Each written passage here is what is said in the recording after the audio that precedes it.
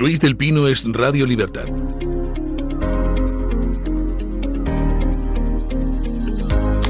Bueno, tenemos con nosotros a alguien a quien me complace mucho tener en el estudio, don Javier Barraicoa. Don Javier Barraicoa, pues además de uno de los resistentes más significados al nacionalismo en Cataluña, es también pues un exitoso divulgador histórico, autor de alguna obra de ficción ¿cómo diría yo? Premonitoria. Tiene una novela muy curiosa de hace muchos años, El último catalán, hablando de la islamización de Cataluña. Brutal. Una novela humorística. Bueno, don Javier, ¿qué tal? Muy buenos días. Muchísimas gracias por recibirme en tu casa.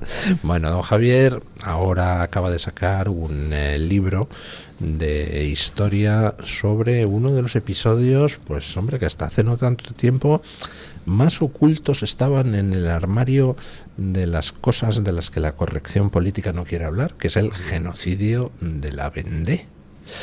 ¿Qué fue el genocidio de la Vendée, don Javier? Bueno, el genocidio de la Vendée, como bien has dicho, es uno de los hechos históricos más ocultados por la Revolución Francesa, y acontece ya en plena fase del terror de la Revolución Francesa, cuando todo un departamento, una comarca de Francia, que es la Vendée, se levanta en armas contra la Revolución Parisina, contra la Convención.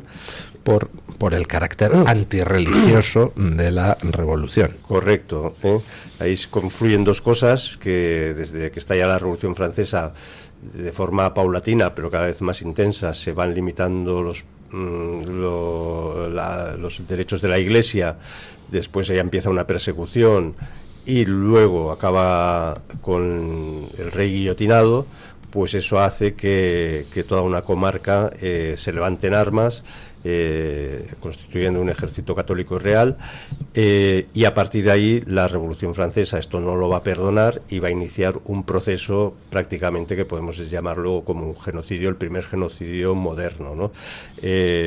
¿Cuánta gente matan en la Vendée los revolucionarios franceses? Se calcula que entre muertos en combate y luego las represalias de genocidio, 300.000. 300.000 hombres, mujeres y niños. Mujeres y niños. Por poner en contexto, la tan denostada Inquisición española a lo largo de su historia, pues mató en 3 siglos y medio a algo más de 3.000 personas. En Francia, los revolucionarios franceses en la Vendée genocidaron de la forma más cruel 100 veces más en cuestión de muy poquitos años. Pero en porcentaje además es terrible, porque la población de la Vendée eran unos 800.000 habitantes, con lo cual era entre un 20-25% de la población, que si lo aplicáramos a parámetros actuales sería como si en un año en Francia actualmente matarán 3, 4, 5 millones de personas, ¿no? Es un porcentaje muy brutal.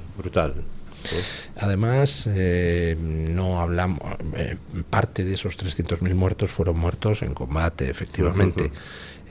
Parece mentira, pero simples campesinos, algunas personas de la nobleza de la localidad, gente de la iglesia, montaron un ejército capaz de forma un poco desorganizada enfrentarse a los revolucionarios franceses bien armados, bien pertrechados, ¿no? Sí, los primeros combates los campesinos iban prácticamente sin ningún tipo de armas, más que ciertos aperos de campo. Cuando van conquistando poblaciones van consiguiendo armamento, incluso cañones, pero era tan desigual que desde la Convención Francesa pedían informes y exigían a sus generales, es decir, bueno, ¿cómo no los habéis acabado con ellos? ¿Cómo no los habéis exterminado, no? Y todos los generales les acusaban de fanatismo religioso. Son unos fanáticos, se lanzan al combate, se lanzan a conquistar las ciudades, no podemos frenarlos, ¿no? Y más que un fanatismo religioso, era un entusiasmo y una fidelidad a sus principios, una moral de combate que se llegaría a decir, ¿no? Que incluso llegó a admirar al propio Napoleón, que Napoleón los llamó los gigantes de la Vendée, porque era incomprensible como unos simples campesinos, con unos nobles que a su vez los propios nobles al principio no querían meterse en esta aventura, pero viendo el entusiasmo, viendo lo que era su ideal, pues al final se suman, los lideran y llegan a constituir un ejército que la República solo pueda intentar acabar con ellos a base de una guerra cruelísima y una guerra de exterminio. Guerra de exterminio donde, pues, por los métodos más crueles matan eso, incluso a mujeres y niños, pueblos enteros. ¿Por qué se ha ocultado el hecho durante tanto tiempo? Bueno, el hecho se ha ocultado porque rompe todo el relato de la Revolución Francesa, ¿no? La Revolución Francesa, que se erige como la gran libertadora del pueblo, o de los la luz, el progreso, los derechos del hombre y del ciudadano. Pues resulta que hay una parte del pueblo que se levanta contra ellos y rompe el relato, con lo cual la Academia Francesa ocultó y impidió todo tipo de investigaciones. Se empieza a romper el silencio cuando se acerca el segundo centenario de la Revolución Francesa, y ahí un joven vendeano, Reynald Sichet, empezó a investigar, ¿no? Y prepara una tesis doctoral. Y cuando un momento, ha dicho usted un joven vendeano, un joven nacido. Un joven nació en la Vendée y en 1986 va a presentar su tesis doctoral, y de repente le empieza a recibir llamadas diciendo que no la presente, que lo va a pasar muy mal, que van a por él, que nunca tendrá posibilidad de hacer carrera académica, y le llegan a robar físicamente la tesis doctoral antes de que la presente, para impedirlo. Y todo esto es porque todo el ámbito académico histórico estaba dominado por los comunistas, que se sienten herederos de la Revolución Francesa, y bueno, al final él consigue presentar la tesis, y a partir de ahí se le cierran todas las puertas académicas. Pero abrió una brecha de investigación, ¿no?